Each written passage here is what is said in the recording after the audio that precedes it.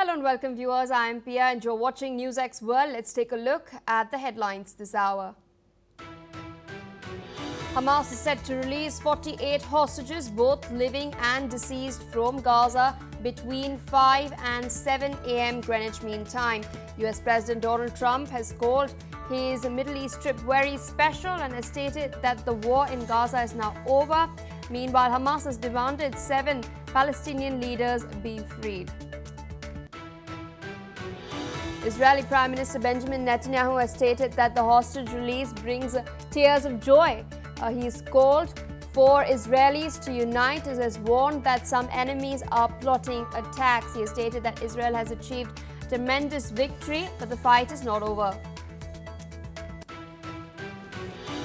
UK Prime Minister Keir Starmer has announced that Britain will provide a $27 million aid package to Gaza in order to support water, sanitation and hygiene services in the region. The funds will be delivered through UNICEF, the World Food Programme and the Norwegian Refugee Council. Ukrainian President Volodymyr Zelensky has spoken with US President Donald Trump for the second time in 2 days. Zelensky has called the conversation productive and has discussed Ukraine's defense, air capabilities and resilience. He's added that Trump may approve Tomahawk missiles to Ukraine if Russia continues the war. US President Donald Trump has assured that tensions with China will ease. He has in fact praised Chinese President Xi Jinping as a highly respected leader and has emphasized that the United States aims to help China, not harm it. This comes as Trump earlier threatened to impose 100% tariffs on Chinese imports. Reappointed French Prime Minister Sébastien Lecornu has unveiled his new cabinet, keeping most key ministers, including finance and foreign ministers, unchanged. Notable changes include Laurent Nunez as Interior Minister and Edouard Jeffrey as the Education Minister. Canadian Foreign Minister Anita Anand has arrived in New Delhi for her first official visit to India. She will meet with India's top ministers in order to reset diplomatic ties, boost economic cooperation and strengthen strategic and people-to-people relations between both nations. A mass shooting at Willie's Bar in South Carolina has left 4 people dead and over 20 injured. Police are investigating the incident with several victims in critical condition. Authorities are continuing their search for suspects as the community mourns this tragic event. Well, viewers, those are the headlines and our key focus. US President Donald Trump has announced that his upcoming Middle East trip will be very, very special. Now, speaking at Joint Base Andrews before boarding Air Force One, Trump has expressed optimism. Listen in. So this is going to be a very special time, and I guess if you read your own papers and your own networks, everybody's very excited about this moment in time. So this is a very special event. They had 500,000 people yesterday and today in Israel, and also the Muslim and Arab countries are all cheering. Everybody's cheering at one time. That's never happened before. Usually if you have one cheering, the other isn't. The other is the opposite. This is the first time everybody is amazed and they're thrilled, and it's an honor to be involved, and we're going to have an amazing time, and it's going to be something that's never happened before. To meet with well, I any hear of the them? hostages might be even a little early, but I don't want to say that. So they have the hostages. I understand all 20, and we may get them out a little bit early. Getting them was amazing, actually, because we were involved, and they were in places that you don't want to know about. US Vice President J.D. Vance has emphasized that ensuring lasting stability in Gaza will require consistent leverage and pressure from the United States. Vance has also confirmed that American troops deployed to Israel will monitor the ceasefire without engaging in combat or entering Palestinian territories. Meanwhile, Iran has announced that it will not attend the peace summit scheduled in Egypt. Iranian Foreign Minister Abbas Araghchi has cited ongoing tensions with the United States as the primary reason for their absence.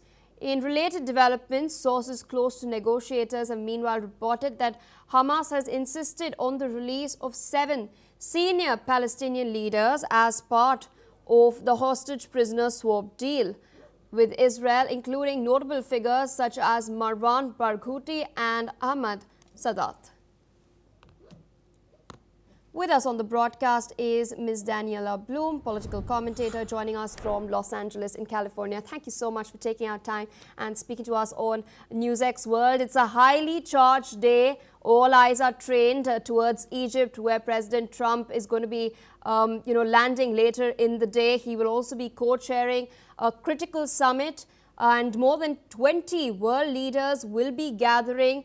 What are your expectations from this high-profile gathering that is going to take place? On the agenda, of course, is the aim to not just end the war, but also ensuring lasting peace in the Middle East. It is indeed a historic day. So historic that President Trump himself made it a priority for him to be on the ground as the hostages are finally crossing Gaza back to their home, back to Israel. And he is right. It is wonderful to see people from all backgrounds, Jews and Arabs, together celebrating this wonderful, wonderful day. We pray that it goes smoothly. We understand that there is a first batch of hostages coming in at 8 a.m. Israel time, and then a second batch, the remaining, will come at 9 a.m. All 20 are accounted for. This is the most important thing.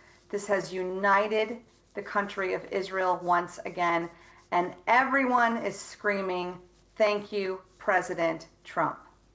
Indeed, and we've also seen Vice President J.D. Vance point out that American troops will be on the ground. They'll be overseeing this entire procedure. How crucial then is U.S.'s physical presence, considering the fact that the larger concern at this point is whether the ceasefire will hold till the second round of negotiations take place? I absolutely understand that concern. Just in the last 2 days, since the IDF has withdrawn to the yellow line, Hamas has killed 25 Palestinian civilians from other clans, ones who potentially had aided the IDF. Ironically, when the IDF is in Gaza, civilians are actually more protected. So Hamas is already showing their colors. It will take international support headed by the UN to ensure a de-radicalization of Gaza. All right, ma'am, requesting you to stay on with us. We're tracking some other crucial developments. We're now learning that Israeli Prime Minister Benjamin Netanyahu has given out a series of statements calling the release of hostages from Gaza a deeply emotional moment. He has expressed relief that Israeli children held captive will soon be returned home.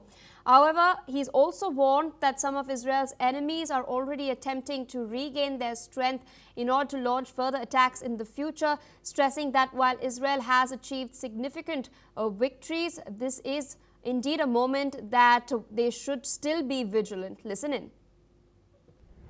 זהו ערב מרגש. ערב של דמעות, ערב של שמחה. כי מחר ישובו בנים לגבולם. מחר זו תחילתה של דרך חדשה, דרך של בנייה, דרך של ריפוי, ואני מקווה, דרך של איחוד לבבות. חלק מאויבינו מנסים להשתקם כדי לתקוף אותנו שוב, וכמו שאומרים אצלנו, אנחנו על זה. בכל מקום שנלחמנו, ניצחנו. אבל באותה מידה, אני חייב להגיד לכם, המערכה לא תמה. יש עדיין אתגרים ביטחוניים גדולים מאוד לפנינו. יצאנו למלחמת קיום להבטחת נצח ישראל והכרענו את האויב. הלחץ הצבאי שהפעלנו בשנתיים האחרונות, יחד עם המהלך המדיני המשלים, מהווים ניצחון על חמאס. Meanwhile, Israel's army chief, Lieutenant General Eyal Zamir, has credited the country's victory over Hamas to a combination of sustained military pressure and diplomatic efforts. Take a look. יצאנו למלחמת קיום להבטחת נצח ישראל והכרענו את האויב. הלחץ הצבאי שהפעלנו בשנתיים האחרונות, יחד עם המהלך המדיני המשלים, מהווים ניצחון על חמאס. Still with us on the broadcast is Ms. Daniela Bloom. Interesting developments coming in. Netanyahu still reminding the Israelis to stay united, vigilant against their enemies. Now, it's no secret that the terror groups operating in the Middle East are Iranian proxies. Iran has recently snubbed Egyptian President El-Sisi's invite to the peace summit as well. And we've recently also seen their foreign minister, Abbas Araghchi, stating that they do not trust the Israelis to hold the ceasefire. Why do you think Iran is resorting to such actions? Is it because it is now isolated and its terror proxies have been decimated? Yes, Iran is the one who cannot be trusted. They've openly stated death to America, death to Israel. They have no interest in living and supporting a Jewish state. They do not believe in Israel's right to exist. You cannot ask for peace for people who don't even see you having a right to live and exist in your own homeland. So what Bibi Netanyahu speaks of is a grave reality. We are united, we are strong, we have international support leading by the US, but unfortunately there are many, many enemies who still want the Israelis wiped off the face of this earth. We must continue to be vigilant, we must continue to be strong. America and Israel are allies for a good mutual strategic reason. All right, ma'am, with that, I would like to thank you for taking our time, sharing your perspective with us on NewsX World. With that, viewers, we're shifting our focus away from the Middle East towards Europe. Ukrainian President Volodymyr Zelensky has stated that he held a telephonic conversation with US President Donald Trump. This is the second such conversation in the span of 2 days. Their talks focused on strengthening Ukraine's air defense, energy infrastructure, and long-range strike capabilities. Meanwhile, the Kremlin has voiced deep concern about the possibility of the United States supplying Tomahawk missiles to Ukraine.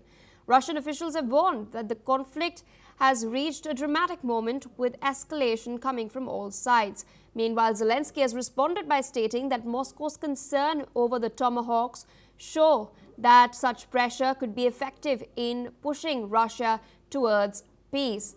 Remember, earlier this week, on the 6th of October, President Trump had stated that he had not yet finalized on an agreement to provide the Tomahawk missiles, and that he was still contemplating, and prior to doing so, he would want to know what exactly Ukraine planned to do with these missiles, emphasizing that he did not want to escalate the war even further. But recently, in the last telephonic conversation we've seen between Zelensky and Trump, Zelensky has in fact urged Trump to push Russia to the negotiating table, bring about peace, as he's brokered the same in the Middle East. Listen in to what Zelensky has had to say. Щойно я говорив з президентом Трампом, і це вже вдруге цими днями. Детально працюємо з Америкою, щоб посилити нас, нашу ППО, усі наші можливості захисту. Петріоти, передусім, інші системи, також наші активні дії. Фактично зараз саме ударами з повітря росіяни намагаються компенсувати те, що не досягли результатів на землі, тих результатів, які хотіли за весну та літо. І наші воїни просто молодці. Дякую вам, хлопці, стримали все це. Зараз українські підрозділи продовжують контрнаступальні наші дії в районах Добропілля і також в інших районах, зокрема на Запорізькому напрямку поблизу Оріхова. Там є просування наших військ. І на сьогодні більш ніж на 3 кілометри.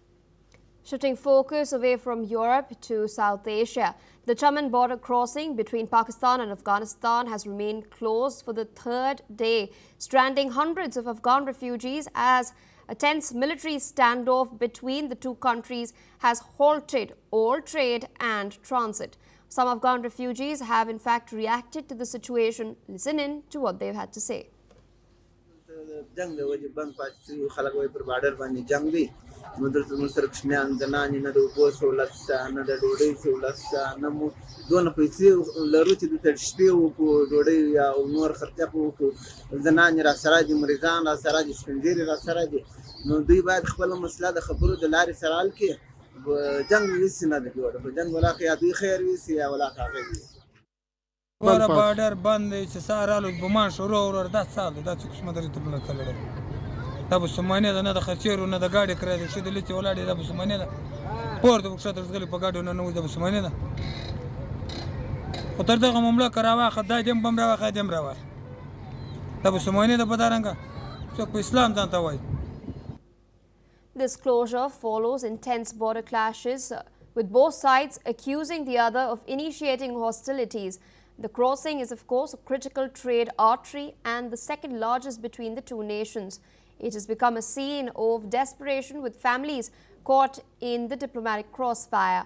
Now, both sides have stated that dozens of fighters were killed in overnight border clashes. Meanwhile, US President Donald Trump has boasted about his record in mediating conflicts, stating that he helped resolve multiple global disputes and has in fact heard that there's a war between Pakistan and Afghanistan and that he'll have to wait till he gets back from the Middle East before intervening in this issue as well.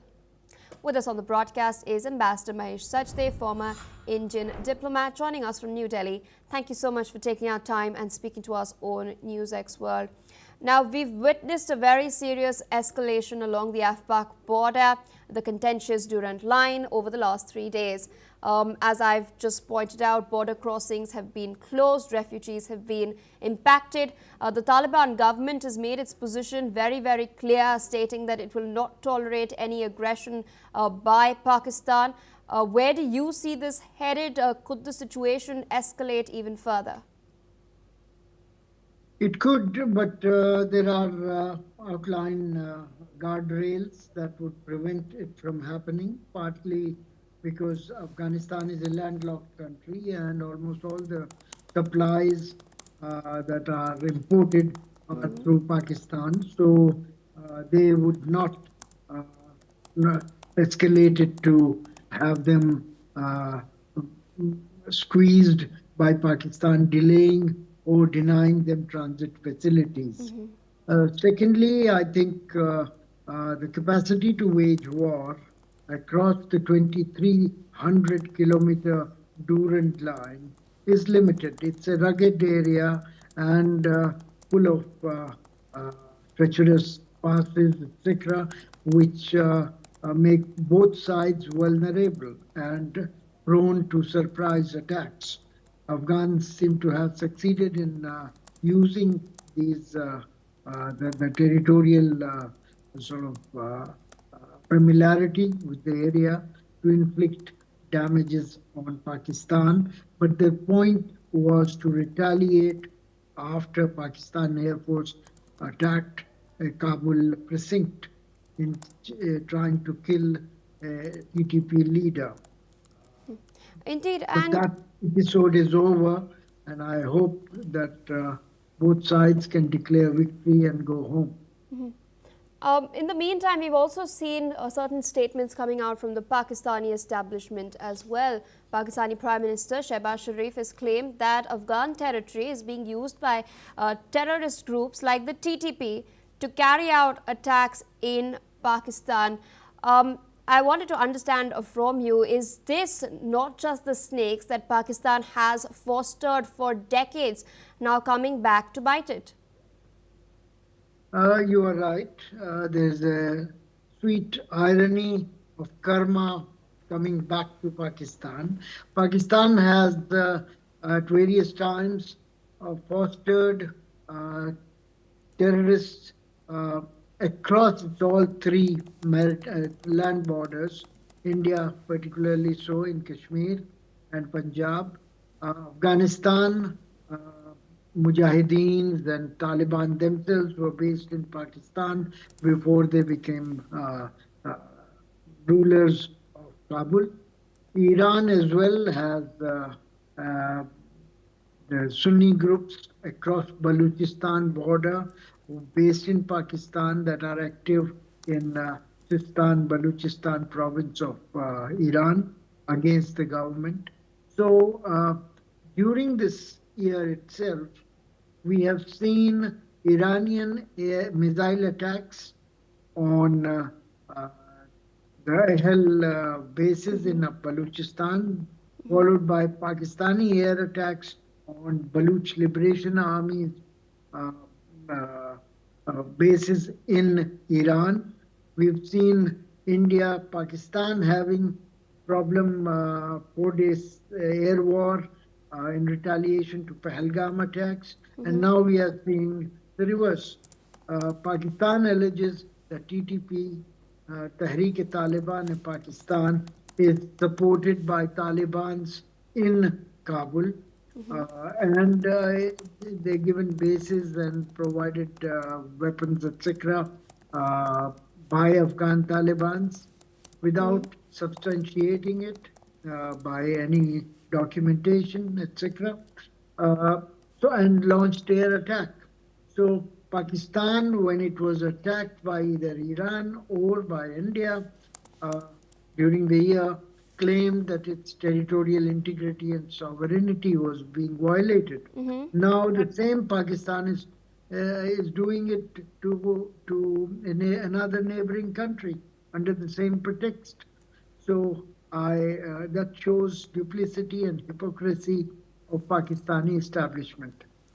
And what do you make of the crucial meeting that has taken place in New Delhi just a while back between Afghan Foreign Minister Muttaqi and Dr. Jaishankar? India is slated to reopen its embassy in Kabul. So what are the larger geopolitical implications of this? That's a good question. I should take you back to a 2,000-year-old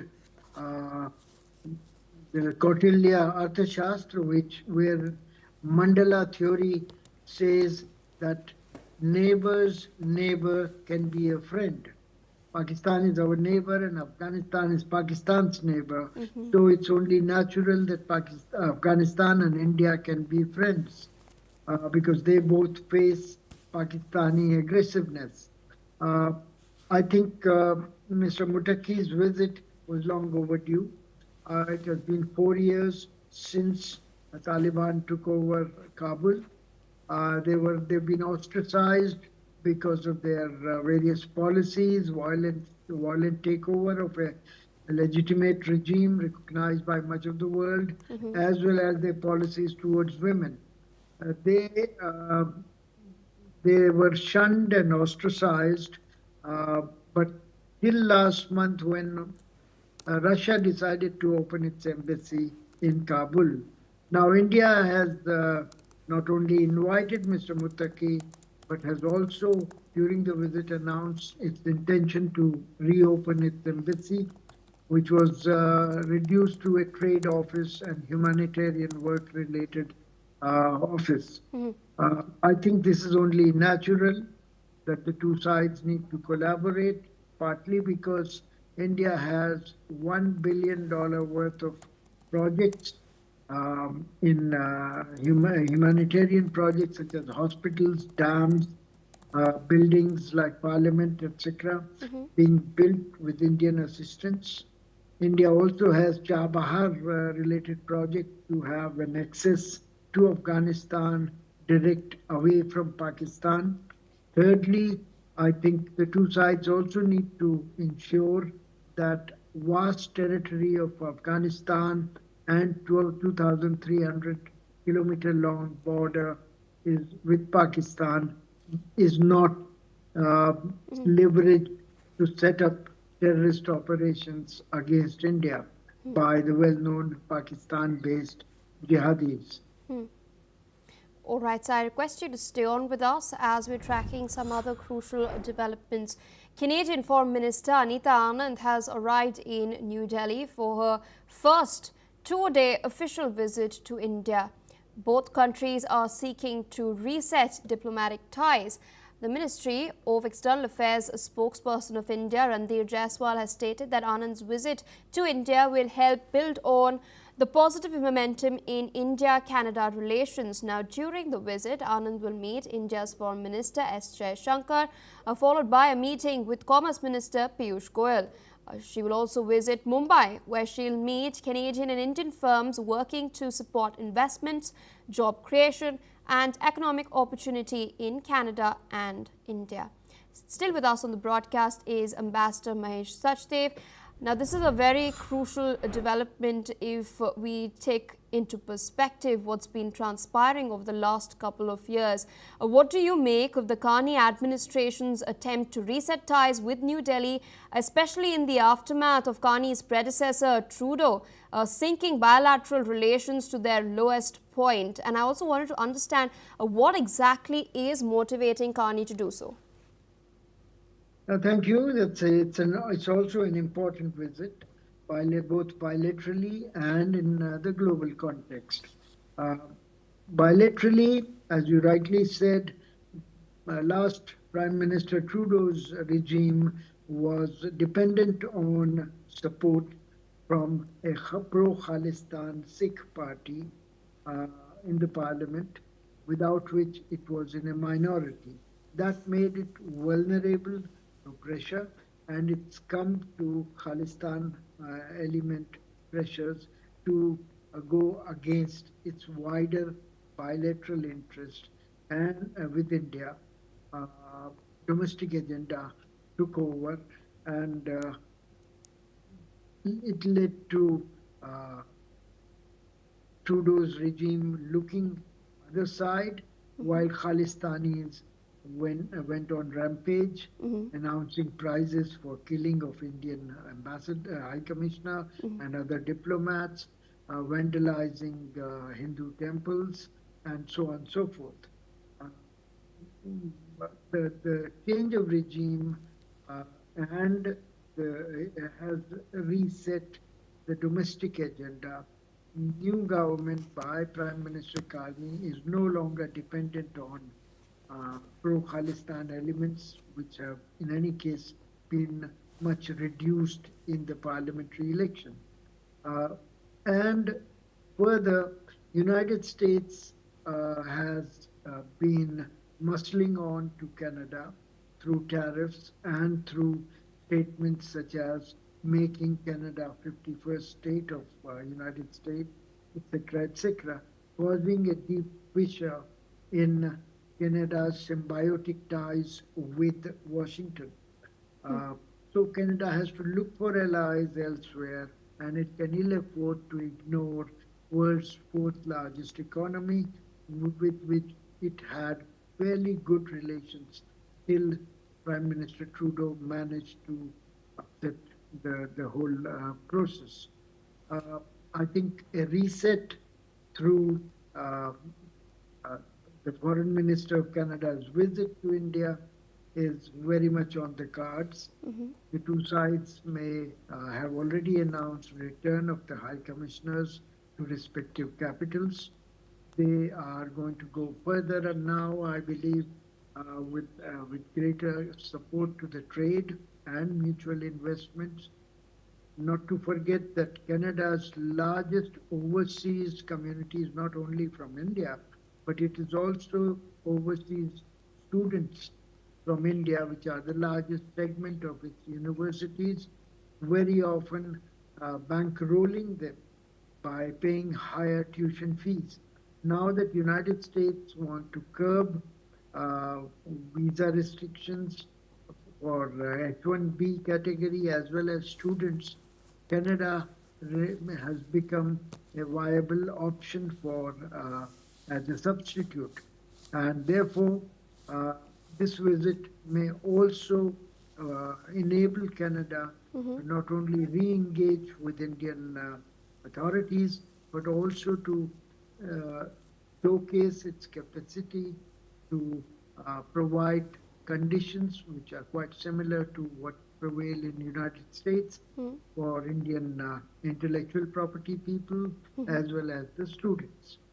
Indeed, coming back to the points you've raised regarding the bilateral issues, as far as Carney extending this olive branch is concerned, we'd seen a crucial meeting between Prime Minister Modi and Carney at the G7 sidelines earlier this year. There was also, interestingly, a CSIS report that